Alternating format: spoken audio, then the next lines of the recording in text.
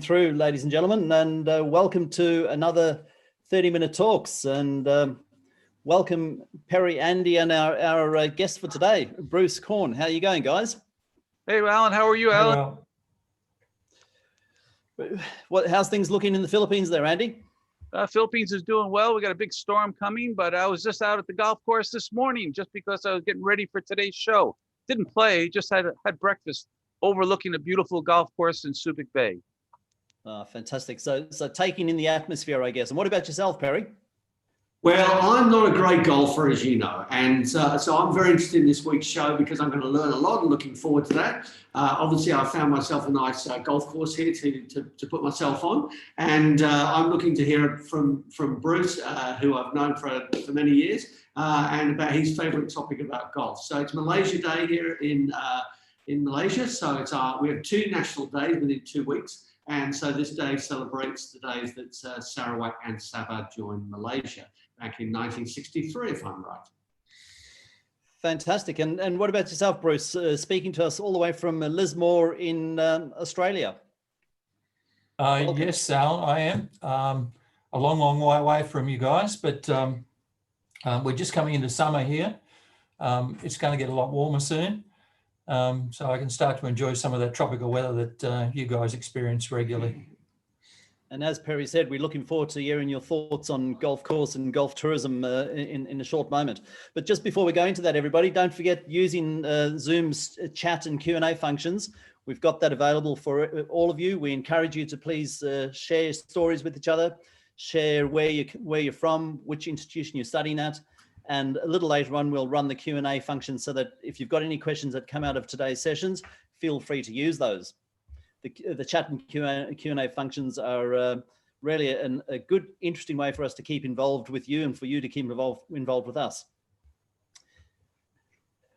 And as we do with every week, tell us a little bit about the ratings, Andy. Yeah, last week's ratings, we talked about the Bahamas, and a lot of people are very happy about the Bahamas. Our guest speaker, Dr. Vic was wonderful and gave an overview of what's happening on the islands. And of course, last week's 90 seconds was well received when we talked about your dress for success, your personal dress code. So we hope that even today's 90 seconds will be an overwhelming success because it's going to be the longest 90 seconds we've ever done.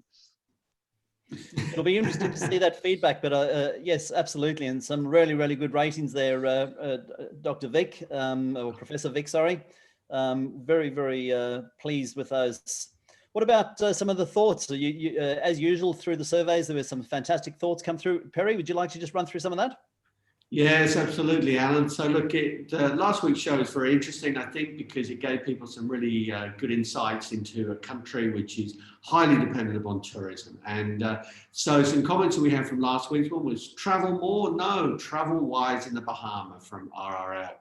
And from JC May at the Lyceum University in the Philippines in Davao, embrace new experiences, keep learning and connect with the experts. That was her comment from last week's one. And we had from Crystal at PUP in Manila, 30 minutes talks makes me glued to my seat the entire session. It's very interesting. So thanks very much, Crystal. That is really nice comments and great feedback to have. Andy, do you want to talk about the other ones? Actually, you know, we always like to one that 30-minute talks remove stress. I like that one because you come here yourselves, attend and see it for yourself. From Joanne Lobrino from CoRep, when we did a session for CoRep just a few weeks ago. So welcome to all of our CoRep friends. And safety is a new luxury. Very well said from Alia. You know, as we travel in the future, safety is going to be a key. We won't travel until we're safe. That's it. Thank you very much again for everybody for your fantastic comments, and we look forward to your comments from today's show a little later on. Don't forget, everybody, that for those of you that are attending, and if you're looking forward to receiving one of our certificates of attendance, that in order to be eligible for a certificate of attendance, you need to complete the short survey that we run at the end of each of our 30-minute talk sessions. And as you know, by now, we share a QR code later in the show. We'll also put that up in the chat box for you to access. You need to answer the questions, give us an idea of the 3 key learnings that you take from today's program. And as you know, today's program is all about golf and golf tourism, golf development. I'm sure there's going to be plenty of interesting learnings taken from today. Complete those and submit, and you will be eligible to receive the certificate. And on that note, Dr. Andy, I believe we've got a great poll to run. Yeah, actually today since we're talking about golf, we had to start our poll, and I'm going to launch the poll right now because today we need to know, do you play golf? So there's two questions. The first question is, do you play golf? And that's an easy one. But the second question is a little bit more challenging. Which of the following golf statements is true? So this is definitely a trick question. So are two bogeys are better than one par? Two bogeys are better than two pars. Getting a birdie is better than a par. A double bogey is twice as good as a par. Let's see. Nobody wants an albatross, and chipping in for par is better than making a birdie putt. Those are all very challenging questions, and we have a lot of people answering already. Let's see. We have some people. So, I could tell by some of these answers that there are many non-golfers in our group today. I'm going to put my hand up with that group, I tell you. It's like a foreign language, this stuff. Unbelievable. I don't know what you two are talking about this week. But I'm going to be interested because I think golfers in there. Oh, thank heavens for that. We've got a couple of golfers. We've got a couple of people that are learning very good, and quite a few that don't play golf yet. But I'm sure after today's session, Bruce, it's going to be that interesting that people will want to take the game up. I certainly hope so. And we have, let's see, we'll give it 10 more seconds, Alan, then we'll shut off the poll and launch the results, and then let everybody see how much we need to learn today from Bruce on golf tourism. Fantastic. Yes. So take a few more minutes, everybody. We're about 2 minutes away from starting the show, and it's show time. But just as we were waiting for the final bits and pieces of the poll to come through, the final of you to answer the questions, don't forget that we record this show every week so that we can share this with our academic partners down the track. So please, once again, feel free to use the chat functionality. Feel free to use the question and answer functionality. We will, of course, as always, endeavor to get to as many questions as we can throughout the session. And what about the results, Dr. Andy? Well, actually, we only had two people that actually play golf out there. I don't know, maybe Alan was the one who was answering that one. I'm learning how to play. There was a few people. Most people are not golfers on today's show. So that's why they got a lot of these questions wrong. Two bogeys are not better than one par. That's terrible. Two bogeys are not better than two pars. That's wrong too. A double bogey is not twice as good as a par. No one wants an albatross. Actually, everybody wants an albatross because you have to go look that up at your golf terms someday. Chipping in for par is better than making a birdie putt. No, it isn't. The only correct statement there would be getting a birdie is better than a par. Typically, a par is the official number of strokes for a hole. Let's say the par for this hole, you're supposed to make it in 4 strokes. If you make it in 3 strokes, you got a birdie. And so, yes, everybody wants a birdie. And if you got it in 2 strokes, whoa, which is very, very rare, you got an albatross. So you would be jumping up and down. Enjoy if you did that. So get out there and learn golf, and we'll be telling you all about golf today in today's program.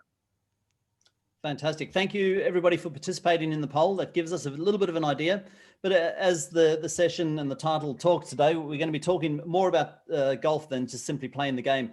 It's a lot more about golf tourism and the impacts of golf tourism on tourism development. So we're moving close to the show, and we'll start the show in a few seconds, everybody.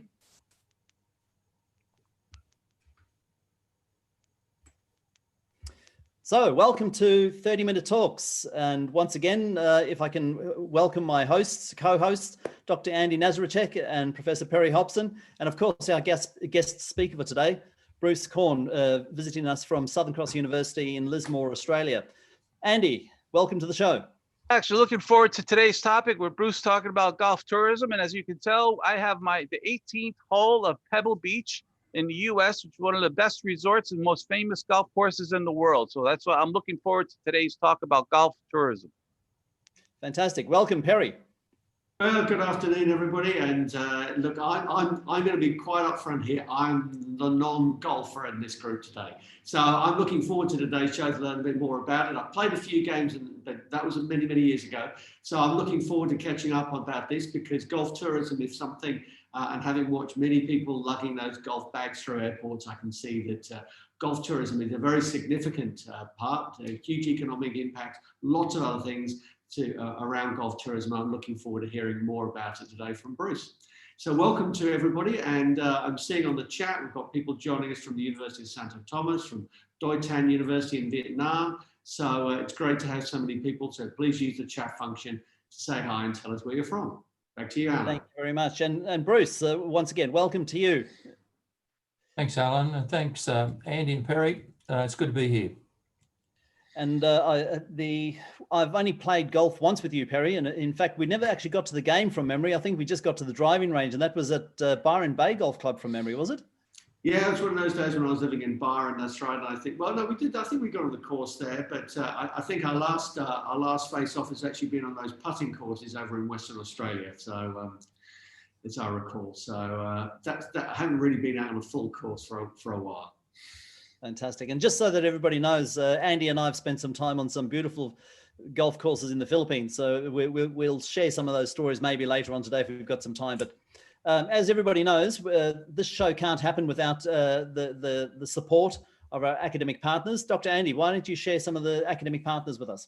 As always, we always appreciate our academic partners and, of course, our LPU, the Lyceum of the Philippines University. And I just see so many people from LPU on our chat today. CoRep, which is one of our latest joiners, a CoRep, a Council of Hospitality Educators in the Philippines, the Tourism Industry Board Foundation, University of Santo Tomas, so many supporters of our program, and they have all been helping us, giving us advice on how to improve the program. So we'll have some news coming out in the next couple of weeks about some improvements to the program, and looking forward to sharing that news with all of our attendees. Thanks, Dr. Andy. And on that note, everybody, let's just move to there.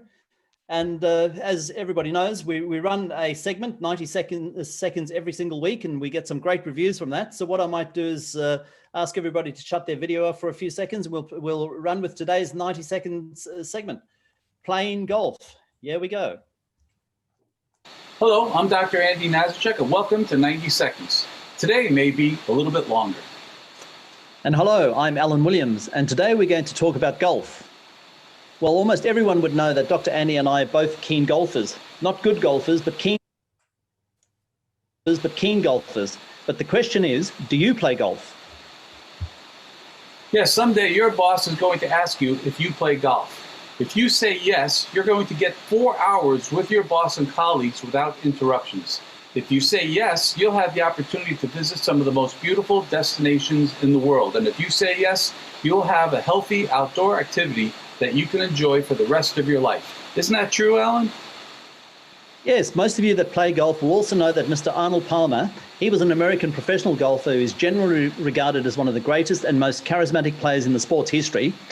He showed to us that the value of consistency, hard work, and having fun in the game of golf, they're all attributes that make for a better golf game and a better life. And if you don't play golf, Andy, what happens? Well, if you can't or don't play golf, someday your colleagues will be spending the day with the boss playing golf, and you'll be staying home, or worse, working. If you say no, you won't go to golf events, golf tournaments, and trips with your friends will pass you by. And if you say no, when you get old, you may not be able to box or run or play basketball, but when you retire, you'll have an outdoor activity, and golf is one of those things you can play for the rest of your life. How about your friends, Alan? Do they play golf? Well, most of the time, Andy, taught that we have to beat the other team, show no mercy, and be super competitive, because that's what our society has turned sports into. Golf, however, is different. Golf is a game of character and appreciation where cooperation is key. Humility is valuable, and hard work is more important than luck. Arnold Palmer once said, the most rewarding thing you can do in life are often the ones that look like they cannot be done. You're right, Alan. There's more to golf than just hitting the golf ball. These are my former students, and each year for over 10 years, we would train these students to run the food and beverage operations at the US Open and the AT&T Celebrity Pro-Am tournaments held at Pebble Beach. A great way to learn about the events part of our industry. Yes, Dr. Andy, events. As with big events in life, it's the bigger picture that's important. Do not get lost in the little things that do not matter so much. Playing golf is a series of swings, but each swing aims for one specific goal, to get the ball in the hole in as few strokes as possible. The same can be said of pursuing your university degree, your career in hospitality and tourism, or any other major goal that you set for yourself in life. Where are you going, and what is your plan to achieve your goals? Yes, Alan, and you will have access to places that other people will never have the opportunity to see if you go to some of these tournaments. As in golf, in business and life, when the stakes are high, make the most of every situation. Facing similar challenges in your life is, well, simply part of life. Doing the best you can and learning from every situation is all that you can ask of yourself. Ben Hogan had a great quote: "The most important shot in golf is the next one." This acceptance of your circumstances and recalculating can pay dividends in a variety of other settings. Alan, what are you doing in this photo? Well, Andy, never say never. With hard work, even inexperienced golfers can make great strides and accomplish great things. Golf teaches you not to give up, even in the face of repeated failures. This is a big lesson that should be applied in everyday life. Never give up. Life is a lot like with this old adage: what does not kill you will make you stronger. So even though I'm continually challenged by golf, it has given me great rewards, meeting new people, hosting big events, and having fun with a whole bunch of friends. Yes, golf has allowed me to bring students to one of the top resorts in the U.S., manage the corporate chalets, and have parts of an international tournament. It's something I will never forget, and it's all because I understand and play golf. Finally, you don't have to play like Tiger Woods to enjoy the game. You just need to be able to play. The longer golfers spend worrying about bad shots, the less capable they are of making up for those bad shots. This concept is incredibly valuable in daily life, especially in academia and the work world. Everybody comes up short sometimes, but no matter how bad we mess up, there's always an opportunity to turn it around. Thank you, Alan. Thanks for your comments, and thank you for joining us for today's extended version of 90 Seconds. And there we go, everybody. Another 90 seconds, and I'll just get Bruce to join us back on screen, if you don't mind, Bruce, and we'll run through. I'm hoping that gave us a nice prelude to today's session, Bruce. There's enough golf talk there. Plenty of golf talk. Unfortunately, my address won't help people improve their game. Okay. Well, I was hoping that was going to be one of the results of today, but if not, that's fine. We'll persevere with it. So, well, maybe it'll engender some interest in people to get into it. Yeah, absolutely. Today's talk, everybody, the economic impact or golf tourism and the economic impact of golf tourism on regional Thai communities, and a very, very interesting study, Bruce. So let me introduce Bruce to everybody a little more formally. Bruce Korn, soon to be known as Dr. Bruce Korn, after a career in tourism marketing and research, Bruce completed his Bachelor of Business in Tourism degree in 1996. And following tourism project work with the Lismore Council and the Tamworth Country Music Festival, Bruce moved to Thailand to teach tourism business and also English at Christian University from 2006 to 2009. On returning to Australia, Bruce completed his MBA, an honours degree, and recently his PhD through Southern Cross University. Bruce was tutoring students through much of this period, and Bruce is obviously a keen golfer, a keen pool player, and loves the golf courses of Southeast Asia. So once again, Bruce, I'm going to stop sharing the screen, and I'll get you to share with us some of your thoughts in relation to your study. Thanks very much, Al. Well, with your introduction, my interest in this topic really occurred in 2006 when I moved to Thailand. And as a golfer, I was introduced to the one of the senior English professors there who was very keen to get me into the local golfing scene, introduced me to one of his PhD students, who was once a mature age student, and we started to play golf at Uniland. And the first thing that I noticed was the difference between playing golf in Australia and playing golf in Thailand. And that particularly occurred through the caddy situation. This is quite new to me. In Australia, we don't normally have caddies. Whereas in Thailand, I soon learned that it was a compulsory activity, that you couldn't really play golf without having a caddy. And the thing that triggered in me was, well, this must have an enormous impact on the surrounding communities. So from then on, I played a lot of golf over those 3 years, and this germ of an idea was in my mind all the time to the point that when I came back to Australia, completed my MBA and an honours degree. And the honours degree looked at golf tourism in Thailand and exploration of players' constructions of an authentic Thai caddy. So that really started the whole ball rolling for me in this topic. Thanks, Bruce. And I guess with that as a bit of a background for today's topic, and I appreciate that you've gone through many months and many years now of realizing, bringing that topic to realization. I'm sure there's a whole number of findings that have come out of that. So we'll have a bit of a conversation today because I'm keen to learn some of the key findings of your studies. And I'm sure if we can share those with our audience today in terms of their interest in golf, their interest in golf tourism and golf development and all those sorts of things that I guess we'll talk a little bit about more today. So let's start with the first question. So firstly, from what I understand, your study looks at the impacts of golf course development in Thailand and on Thai communities. But I guess our audience may also like to know a little bit about the impact of golf tourism in Thailand and why maybe this development has occurred. Sure. One of the things that I did when I began this study was strike up a friendship with a gentleman by the name of Mark Siegel, who ran an inbound tour company called Golf Asian. And I spoke extensively to Mark about the numbers of people that were coming through Thailand and went back and did a bit of a literature search on it. At that time, back in 2012, it was about 750,000 people coming to Thailand specifically to play golf, which I thought was quite staggering. And that at that time was 50% up from the previous 3 years. So obviously there was a huge movement in the number of people wanting to go to Thailand to play golf. Research also found that Thailand was shortly to surpass Spain as the most visited golf destination on the planet. And once again, this quite fascinated me. I looked into why was Thailand's popularity as a golfing destination. There were a number of aspects that came forth.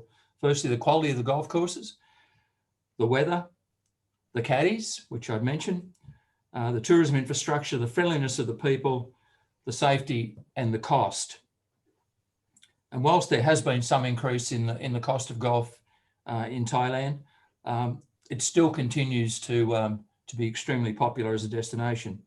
Most of the visitors are coming from Asia, particularly from places like Malaysia, Japan, Korea, Taiwan, Singapore, and even India, and increasingly now China.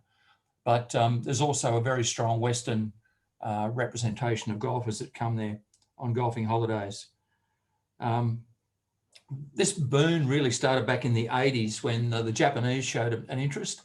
The cost of golf in Japan was becoming too great, and they were running out of land to develop golf courses. So they were looking at other parts of Asia that they could visit. So Thailand became one of the places that they really focused on to develop. And at the same time, many of the famous golfers of the day were involved in golf course development, like Greg Norman, Jack Nicklaus, Nick Faldo, all got involved in developments in Thailand. And as I said, through the overcrowded courses, the Japanese really also got involved in development and found it cheaper to play golf, found it cheaper to actually travel to Thailand than to play golf at home.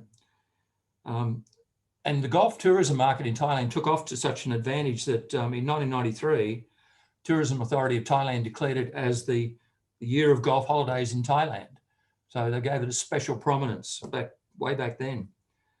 And further research showed that North Americans are opting to travel to Thailand to play golf in lieu of traditional destinations they would travel to, such as Scotland and Ireland, due to the prohibitive cost of those destinations. Golf in Thailand became a relative bargain compared with those other destinations. And at the same time, golf was becoming popular in Thailand itself with middle and upper classes in those developing areas. And combined with the foreign interest, a boom was being created. So throughout Southeast Asia, this Thailand became a hub for the other countries to start developing their golf product. And yeah, that's really where it started from there, and it's just developed from there. I think you've given us a great idea of the scope of your studies. Were there any specific golf courses or regions in Thailand that you concentrated on? Yes, I looked at two particular areas, both in central Thailand, both quite close together. One was the district of Thammasala, which is where Nakanti Golf Course, which is a very, very recent development, in fact, quite a unique development. It has most golf courses are 18 holes, but most of them are broken into two lots of 9 holes. But Nakanti did something quite different. They did 3 lots of 6. So it just made it a little bit more leisurely for players to play. And for those who are familiar with the game, know that it's broken up into par 3s, par 4s, and par 5s. So they included each set of 6 had exactly that configuration: 2 3s, 2 4s, and 2 5s. So it was quite a unique concept. The other course I looked at was developed back in the late 80s called Uniland. And that's a picture of it there. A beautiful golf course. In fact, it's more than 18 holes, it's 27 holes. And instead of having 3 lots of 6, it's got 3 lots of 9 holes. But once again, a very, very challenging golf course and very, very popular, particularly with Koreans. Absolutely. I've been fortunate enough to actually play at Nakanti. So yeah, you're right. It's not your traditional golf course as in the 2 9 holes, but the 3 6s, an absolutely stunning course, very, very professionally run. And you might have some more findings as we talk through. Yep. So I guess, as I said, the scope of your studies is absolutely impressive. What has been the impact on golf course development in that region? Tell me a little bit about, since during your studies and maybe even since that time, what sort of impact has golf development had on the local communities? Okay, well, if we can go back a little bit in history, back in the early 70s, basically, that's when the golf started to happen and they weren't the sort of style of golf courses they are now. They were very natural courses, and many of them were owned by public entities such as the Armed Forces of Thailand. There's quite a number of military courses still in Thailand, and they're not to the standard of other courses. Thai Railways actually owned a number of courses. And then during the 70s, some of the more prestigious private golf courses were established, such as Siam Country Club in Pattaya, Rose Garden, and Navanti near Bangkok. So these clubs, and they started to develop this quite, I would say, an elitist almost approach. Businesses were buying into these golf courses. They saw it as a way of doing businesses, and the number of golf courses were starting to be developed at a dramatic rate right up until the 1990s was really a spurt in growth. Thailand was declared the fastest growing golf nation at that time. And 120 new courses were opened or planned during that period. So it just gave you some idea of, as I mentioned earlier, the number of visitors coming to Thailand, the number of new courses that were needed to be built to cope with it. Operators said that we still need another 300. Some said we still need another 1,000. So it just showed how it, I won't say got out of hand, but certainly there were very ambitious plans for the development of golf courses at that time. And a lot of them became integrated complexes too, where they had housing estates, condominiums attached to them. And it allowed for a lot of the emerging middle class, upper class in the major cities to travel to those areas and stay on the golf courses. It also allowed for a lot of the foreign visitors to come in and spend not just a few days, but a week or two and stay around the golf course that they were playing. A good example is one that I looked at quite closely was Black Mountain at Hua Hin in the southern part of Thailand. It was opened in 2007 and twice been named the best golf course in Thailand. And it was a fully integrated golf course, condominiums, villas. It even had things like a water park, a wakeboard park, spa, tennis, and just all those other facilities. But it was developed along a family line, so the family could come and stay and just enjoy Black Mountain. But I think one of the profound things too is that recently there was a GBAS, an Asia Pacific course database organisation, so indicated that 118-hole golf courses had been built, or equivalent courses built across 89 facilities in Southeast Asia between 2004 and 2014.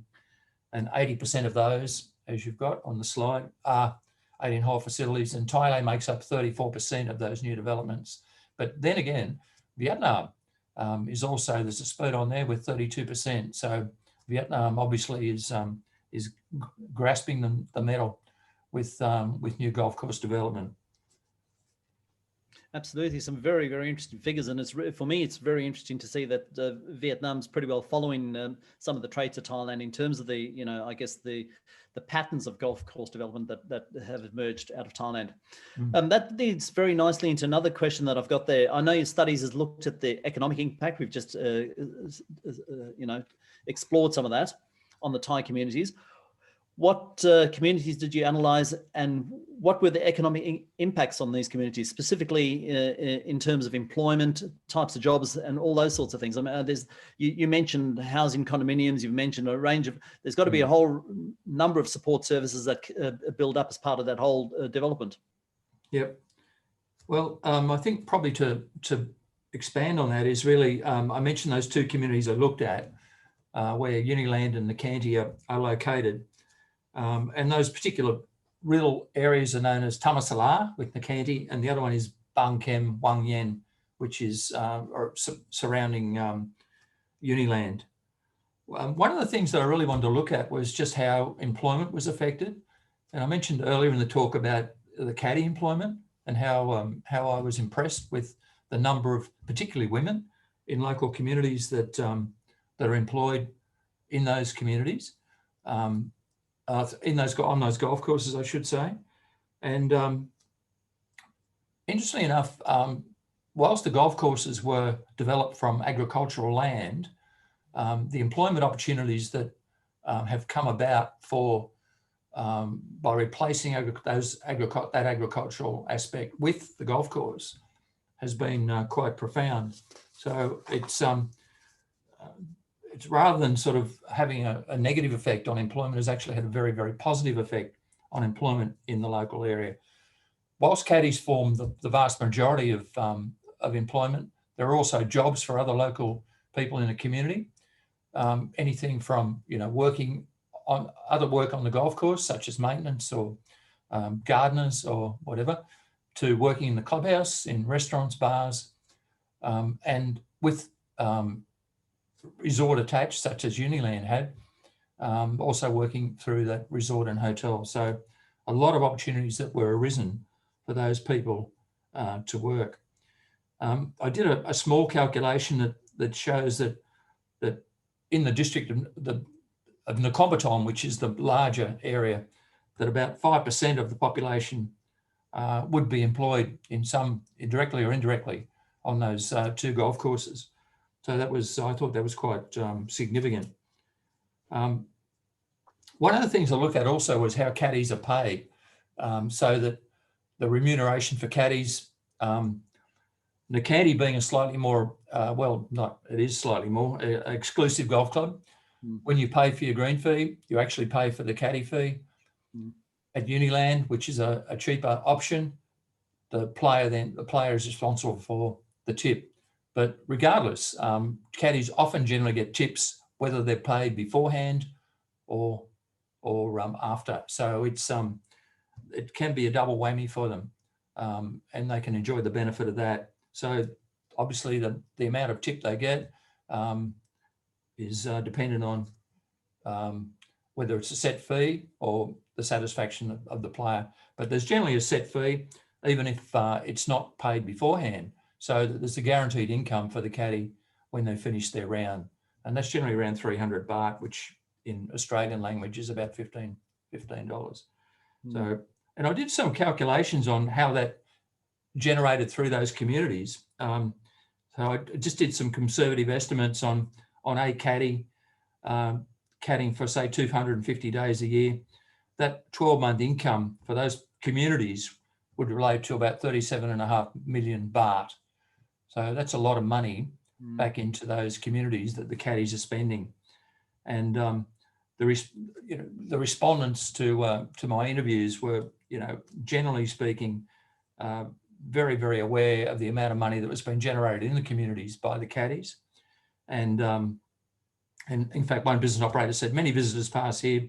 Caddies come for petrol and beverages, one's in pink uniform. And I bring that quote out because it just indicates the diversity of the services. That caddies, they go to work on motorbikes, and whilst they're also spending money on food and beverage and so on in the community, they're also spending things on things like fuel and things that they'd be using for their local daily lives. Yeah. Absolutely. So, a very good summary of, I guess, some of the economic benefits. What about social benefits? Did your study cross over into social impacts, social benefits to those communities? Yes, I did, Alan. Yeah, we did. One of the things that that really comes through for me through the study was that the golf clubs are providing a lot of training for caddies. So, and that training doesn't just extend to being a good caddy, it extends through to language training. So, and also the relationship and the interaction that they have with golfers.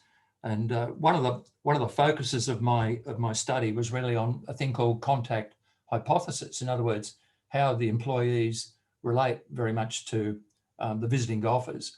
And it was quite incredible that the caddies, through their language training, were able to relate to the golfers that came, and they were able to relate and communicate very effectively with them. So what they're doing is really exchanging a cultural experience on the golf course. So the golfers, if they know if they can talk to the caddy, they will often share something of themselves, and the caddies know they can talk to the golfer, will do likewise. And I saw that in a practical way when I played a lot of golf in Thailand, and it was quite a empowering experience.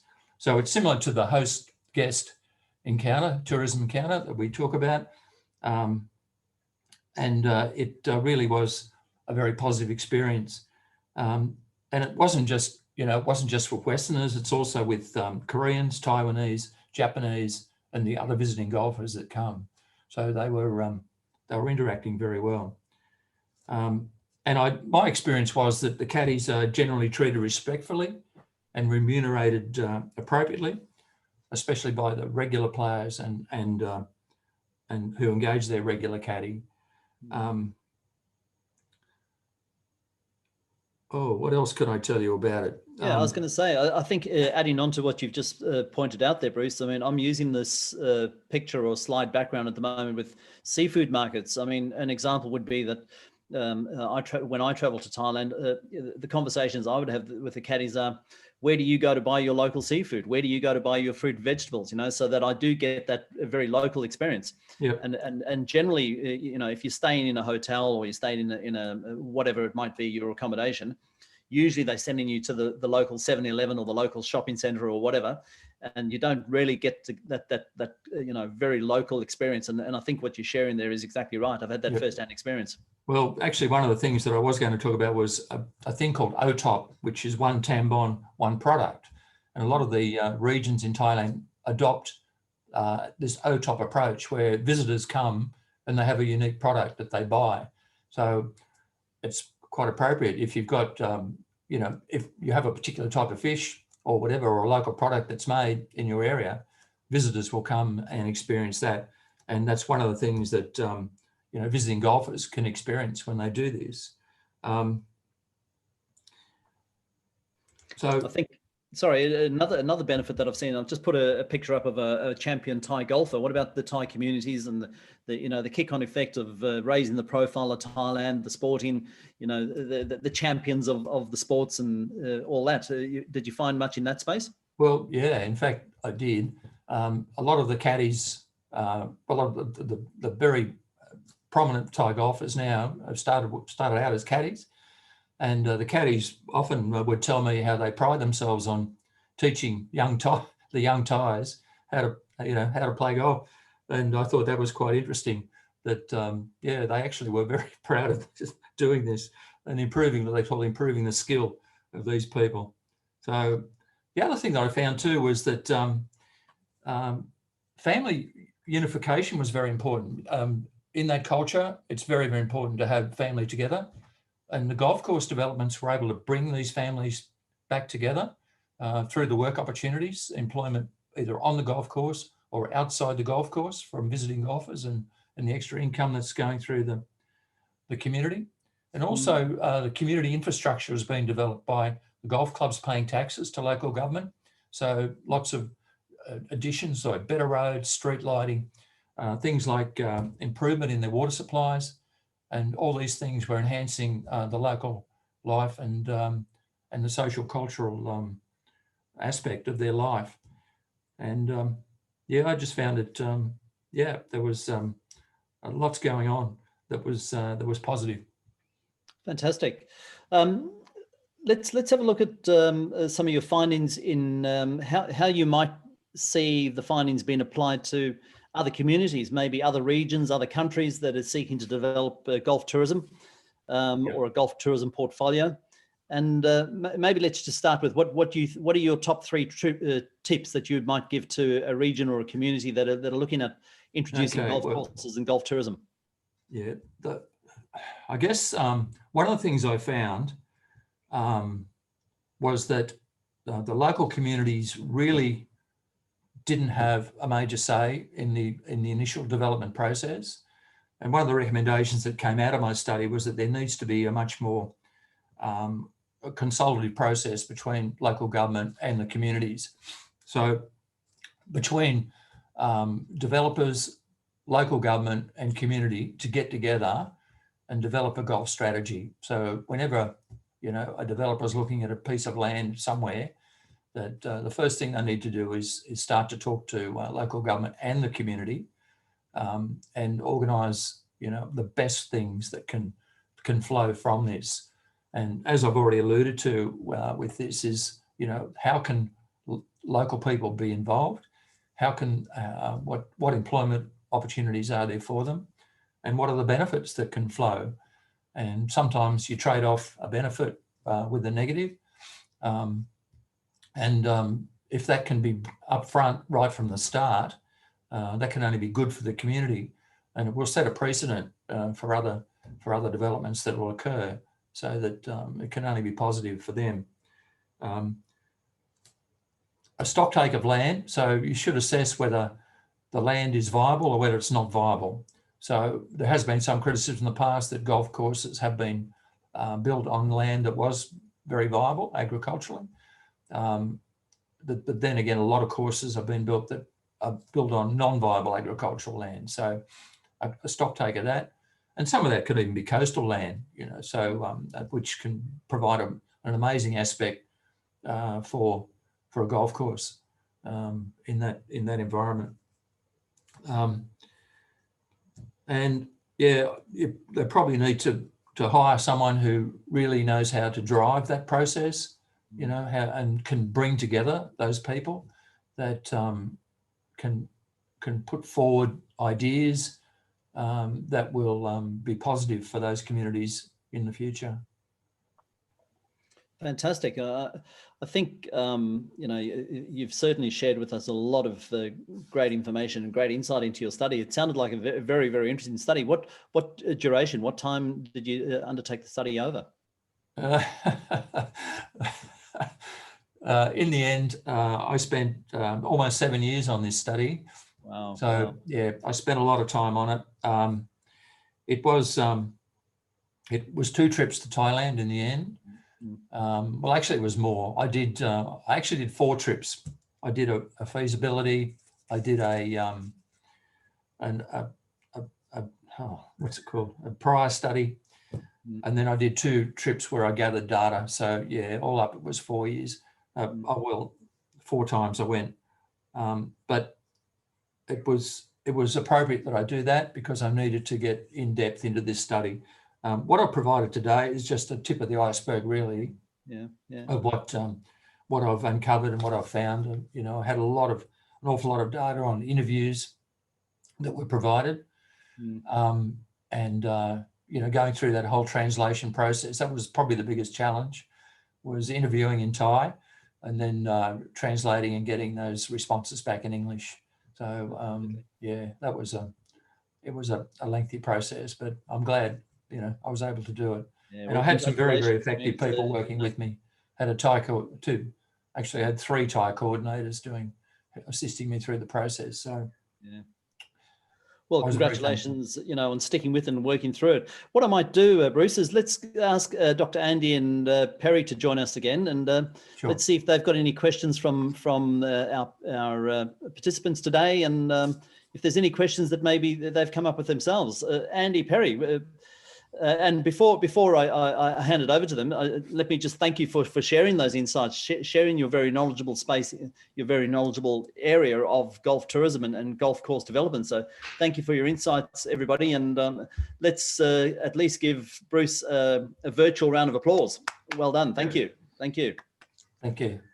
Hey, Bruce, actually, the first question I have is similar to what Tina Aquino says. Is, you know, now that there's COVID-19 out there and everybody wants to find activities to do, golf is one of those activities where it's open air and it's outside. Do you see that will help the future business grow in golf course activities?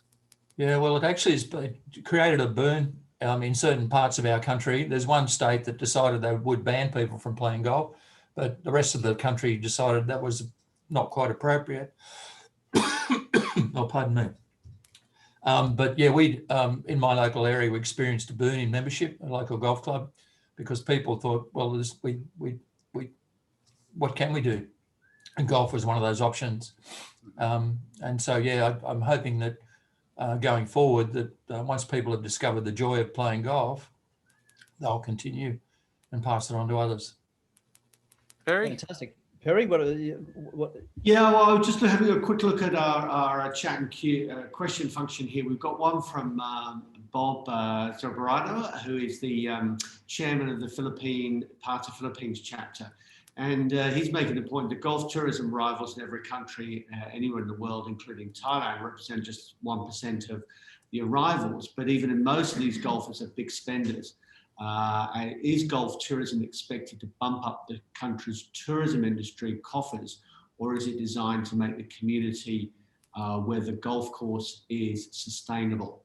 So, you know, one of those challenging issues has come out, I think, about golf and this issue of sustainability going forward. So economic trade-offs, sure, but also some of the other issues that are coming in there. So I don't know what your thoughts are about that. Well, you know, there's been good projects and there's been poor ones. Now, and particularly for the Philippines, there was a project called Hacienda Look, which Tiger Woods himself got involved in, which was quite a disastrous approach, where they had to abandon it. And it gets back to my comments earlier about community consultation, and the only way you can really have sustainability is getting the community to agree that it's going to be beneficial for them, and for developers and local government to also come together and decide the best way forward and how that can happen. So, you know, you can't blanketly say, and, you know, a lot of my literature went back into the negative effects of golf and environment, particularly from an environmental perspective.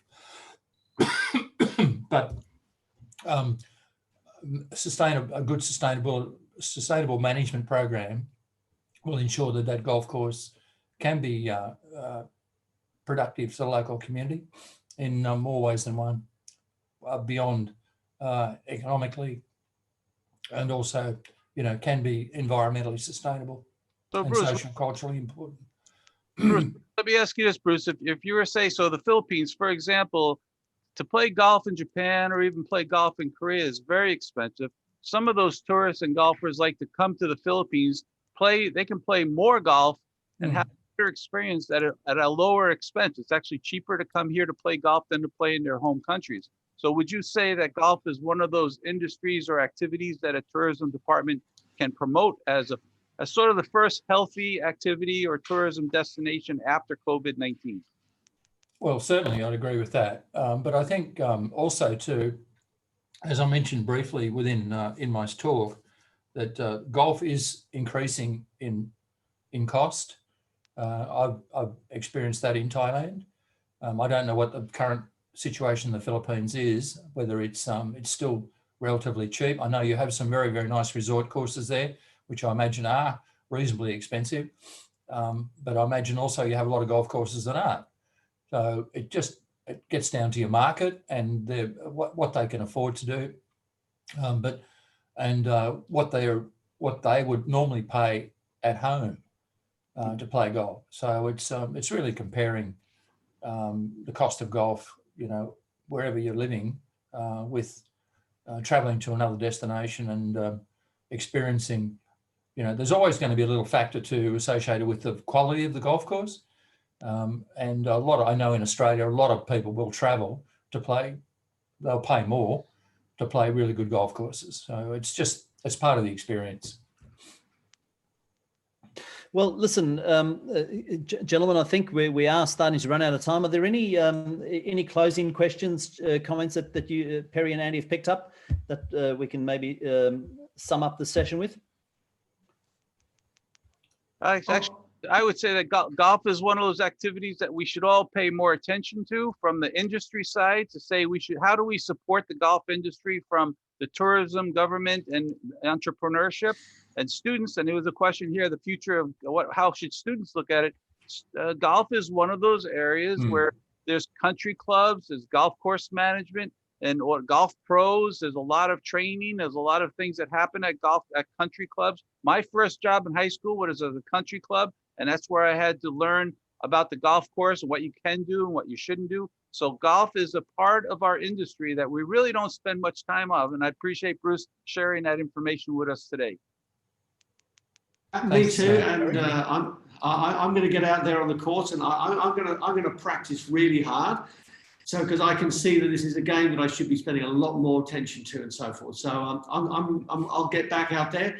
Promise you that. And thanks very much again, Bruce, for sharing that. It's been very interesting because I think as we've learned, the impact for golf is interesting compared to a lot of other sports. You don't hear about people traveling to play tennis, dare I say, in other locations so much. Golf is something that's very location specific. Yeah, well, the beauty of golf courses are, thanks, Perry, but the beauty of golf courses are, for those that play golf know that the challenge, and it's just the experience of playing a different golf course, and every golf course you play is different, and it's just a joyful experience to be able to go out in a golf course that is set up in a different way, and just has some of those amazing things. Fantastic. Listen, everybody, I've had some opportunity to play with Andy, Perry. One day, Bruce, you and I will have a game of golf. I'm sure we will, but it's certainly a game that I enjoy. And I guess our 90 seconds earlier on tried to make some similarities between the game of golf and the game of life, and how many things you can apply that you learn in golf to your personal life and your professional life and so on. So I think it's been a very interesting session. Some fantastic findings. I know you only touched the tip of the iceberg. Congratulations again on finishing your studies and getting through that. And congratulations on your soon to be graduation for the PhD. And I also want to say thank you to as many students that have joined us today. I see there's some good numbers. So welcome back to the students that are back at your college, back at your university. I know that some of you may not be actually in class, but whether you're in class or attending virtually, thank you for joining us back at 30 seconds. And finally, just before we move on to closing off the show, join me once again in thanking Bruce Korn on sharing his insights into golf tourism. And on that note, I'll just share my screen and we'll finalize our show today. Andy, would you like to just once again thank a few of our academic partners? Actually, we always appreciate our academic partners, Sunway University, the University of the Bahamas, and I saw our friend from Silver Mountain School of Hotel Management. Samir is out there on the group, and he's going to be speaking next week, and I know we'll promote that in a second. And Bob from PATA, I hope he'll contact us, and we should start talking about getting PATA, the Philippines chapter, as a partner on 30-minute talks, and we'll be happy to do a session just for PATA in the future. Thanks very much, Andy. And as we've said, everybody, thank you very much from 30-minute talks. Perry, Andy, Bruce, for a very interesting session. And what about next week? Andy, you mentioned one of our guests. Just talk through the Everest and mountain tourism topic for next week. Yeah, Perry will join me with this one, but actually our friend Samir Thapa, who's the founder of the Silver Mountain School of Hotel Management in Nepal, and he is very familiar with Mount Everest and has been to the base camp and more probably many times. So it is an interesting story of tourism, one of the most amazing destinations in the world. And I know that even Alan and I were talking last week that someday we're going to ask Samir to take us to the base camp. That's why I don't want to go any further than the base camp, but someday we will make that trip too, because people spend their entire lives dreaming about this journey. And it's going to be an interesting talk next week. We hope you'll join us. Absolutely. Fantastic. And I'm looking forward to hearing from Samir. We've done past webinars and 30-minute talk shows from the Bahamas, from Macau, from Vegas, and now to go to one of the true wonders of the world and to hear from Samir and talk about tourism in a destination like Nepal and Mount Everest. Really looking forward to that next week. And as Perry and Andy have said, Samir is a friend and a colleague of ours. So thank you for joining us today, Samir. And we're all looking forward to your session next week. And don't forget, once again, the QR code is available now for those of you that want to get one of our certificates. Scan the code now. It'll also be available in the chat function in today's session. And ladies and gentlemen, from myself, Alan in Perth, Western Australia, thank you for joining us for 30-minute talks. And until next time, Andy. Everybody, thank you very much for joining us. We'll see you next week and join us to climb Mount Everest. Absolutely. And we're looking forward to you joining us next week for that experience. Goodbye. Fantastic. And once again, thank you very much again to Bruce Korn for your very interesting and valuable insights into golf tourism today. Thank you, everybody, and goodbye.